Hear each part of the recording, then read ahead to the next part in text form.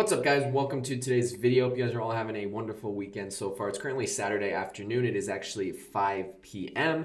I'm filming a video based on my last TikTok, which did not go viral, but it did much better than the majority of my other videos on TikTok. And this video is talking about the profits and expenses the first 2 months at my Airbnb.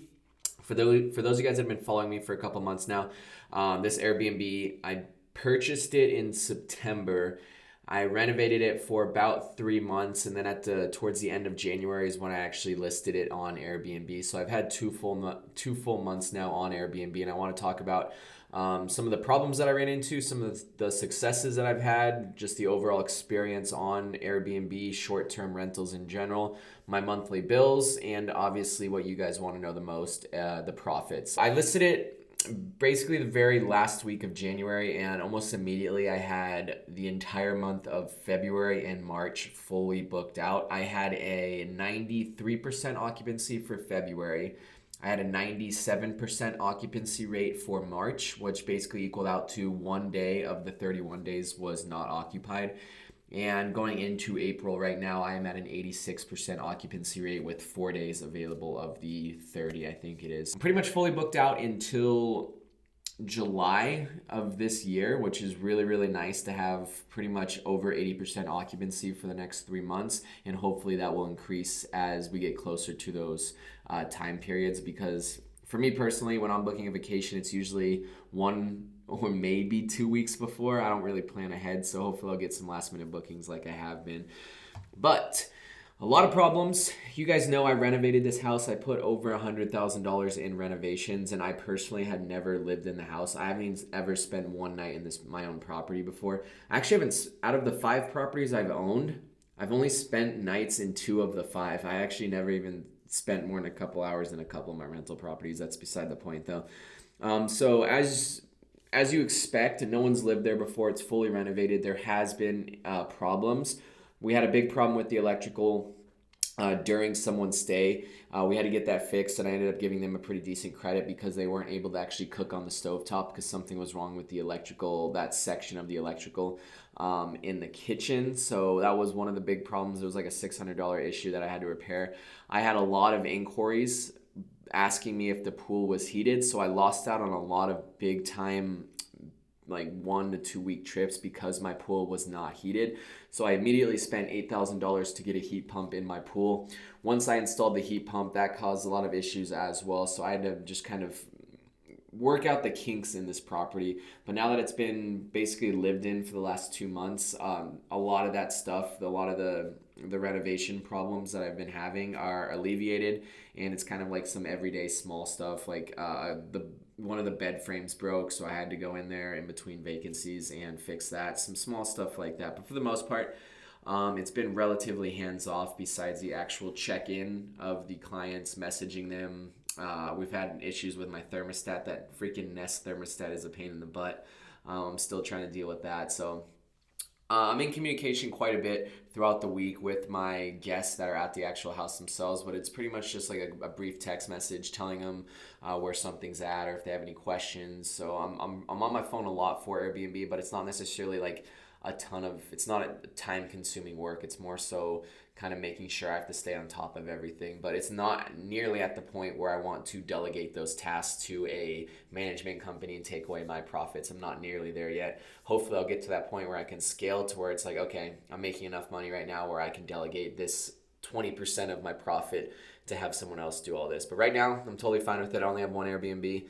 Check in, check out, messages throughout the week when guests are there, and then that's pretty much it. So let's talk about some of the numbers here, guys, because that's what you guys care about. I had a lot of people giving me ideas on my electricity bill because that's one of, not my biggest expenses, but it's a pretty heavy expense every single month. So this is what I use. It's a pretty simple form right here. This is what I enter in to just make sure and keep track of everything. January I had 1 booking, but I'm not considering January. I wanted to do full months. So my February bill was $2,953. Ignore this expense part. This category was actually combined together when I was doing February, and now March I separated my monthly bills, which are down here, to my actual random and miscellaneous expenses. So miscellaneous expenses right here is kind of like a category if something goes wrong that's not in my like common monthly bills. Like I had a couple pool issues that I had to figure out. I had to send my handyman out there one time to fix something. So this 676 is like those miscellaneous expenses. Those one-off expenses. My monthly bills are what I am basically going to pay every single month, and this is pretty fixed. I did have an adjustment for April. My pool cleaning service actually went up about $20, so I had to change that.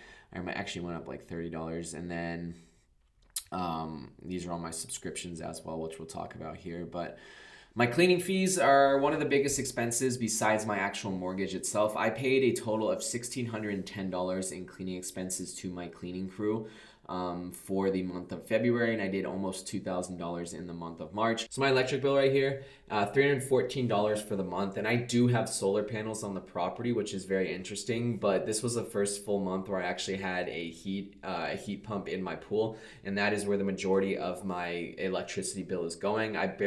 We barely use the AC here in the wintertime in Arizona because it's almost perfect temperature out. It's generally in your house 68 to 72 degrees naturally in the wintertime. So I save a lot of money in the winter from no AC, but then I also use the heat pump every single day to keep my pool at 85 degrees for my guests. A lot of people were suggesting to actually have my guests pay for the, if they want the pool heated, charge them an extra $1,500, which would help a lot.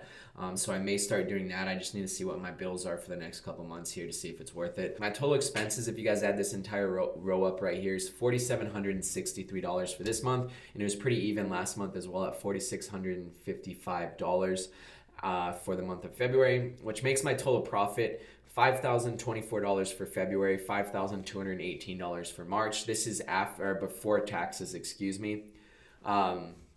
Airbnb paid me out like $9,700 for February, and Airbnb paid me $9,981 for the month of March. This payout right here, this $9,981, is after they take their fees from me. When they take a ton of fees from people, it's absurd the amount that hosts get paid compared to the amount that these guests have to pay. So Airbnb makes a good chunk of money on every single listing. Just looking at the numbers kind of is a little bit upsetting, but it is what it is. It's making me money, so at the end of the day, I can't really complain too much. So that is it, guys. Here are some of my monthlies that everyone in the TikTok video seemed to comment on, and they were very interested in that. I have a mortgage of $1,438 a month. I have a total mortgage on this property of $360,000. This property right now is worth, I would say, in this market, upwards of $550,000 to $560,000. Wi-Fi, $80 a month for 500 megabytes, so it's really, really fast internet. Pool maintenance, I think it may be even higher for the month of going forward into March. I think they're going to raise their rates again to like $150 just because of the inflation that they've been having according to them. So I may hunt around for no pool maintenance. They come weekly every single Thursday, and I need to do it every single week. Someone on TikTok suggests to do it once a month. It just doesn't work like that. I run an Airbnb. My guests expect a clean pool. I want to give them a good experience, so I want to give them the fastest Wi-Fi possible. I want to make sure the pool's clean. I want to make sure my landscaping's clean. Because at the end of the day, if I'm spending all this money on a house and it's spotty Wi-Fi because my host wanted to save $40 a month, I would never return there. I'd never suggest it. I don't know if I'd leave a bad review necessarily, but I definitely would leave a bad taste in my mouth for sure. So coming from putting myself in a guest's shoes, this is why I'm willing to pay all these extra expenses every single month to give them a good experience. I have a total of 18 reviews right now at 4.95 stars. I had one guest that wasn't very happy. She just complained about absolutely everything. She complained about the neighborhood, how hard the beds were, which every single bed I have in there is super expensive, Tempur-Pedic. She complained about how old the house was, that the renovations weren't good, that the neighborhood was sketchy, that she complained about literally everything. She just wanted a discount on her stay. So that's why I have not 5 stars. I have 4.95 stars. But every single review has been really, really good, which I'm really grateful for and proud of myself to have, be able to give people a good experience in my property that I fully renovated. I have a Hulu subscription. I did cheap out on this, to be honest. It was between Hulu, HBO, and Netflix, and Hulu was the cheapest. I just needed some sort of subscription just so I can say that I have a subscription at the house. I have leased solar. That was not my choice. I bought the property knowing that it was leased solar and I was going to have to take over that lease. It has like 15 years left, but it's very, very cheap. It's at $87 a month. And it realistically should save me more money than what it did in March, but it is what it is.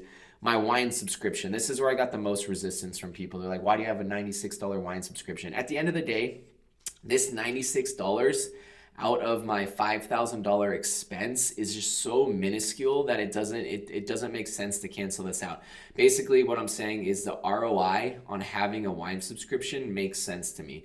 It's basically a gift that I give my guests that they're not expecting. I'll give them a really nice bottle of wine. I basically get 6 bottles of wine every single month for $96. From a guest standpoint, I'd be super excited that I get a little surprise like that when I check in, especially if they're paying over $250 a night plus the Airbnb fees. Coffee subscription. This is for my espresso. I just got a subscription on it, so I don't have to keep ordering it. It's like $30 a month. It equals out to, I have basically $45 every 6 weeks. I get like, I don't remember how many pods, 30 to 45 pods. It basically equals out a pod a day is how much my guests have been using. And that equals out to my total monthly expenses that are pretty fixed at $1,943. And a lot of people are like, oh, you're not going to break even for the summertime because it slows down.